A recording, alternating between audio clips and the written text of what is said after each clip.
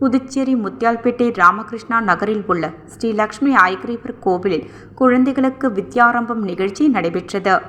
கல்விக்கு அதிபதியான ஹயக்ரீவ பெருமாள் 4 வேதங்களையும் பிரம்மாவிற்கு உபதேசம் செய்தார் என்பது ஐதீகம். அதனைத் தொடர்ந்து விஜயதசமியன்று ஹயக்ரீவ பெருமாள் சரஸ்வதி தேவிக்கு ஆயக்கலைகள் 64னையும் உபதேசம் செய்தார் என்றும் கூறுவர். இதனையடுத்து ஹயக்ரீவ பெருமாள் சரஸ்வதிக்கு உபதேசம் செய்த இந்த நாளில் கல்வி கற்க உள்ள குழந்தைகள் நெல்மணியில் ஹரி நமஸ்தோ சித்தம் என்று நெல்மணிகளில் எழுதி கல்வியை தொடங்கினார். சரஸ்வதி தேவியின் பூரண அருளும் குழந்தைகளுக்கு ஞானமும் பெறுவர். இதனை ஒட்டி புதுச்சேரி முத்தியால்பேட்டை ராமகிருஷ்ணா நகரில் உள்ள ஸ்ரீ லக்ஷ்மி ஹயக்ரீவர் கோவிலில் குழந்தைகளுக்கு வித்யாரம்பம் நிகழ்ச்சி நடைபெற்றது.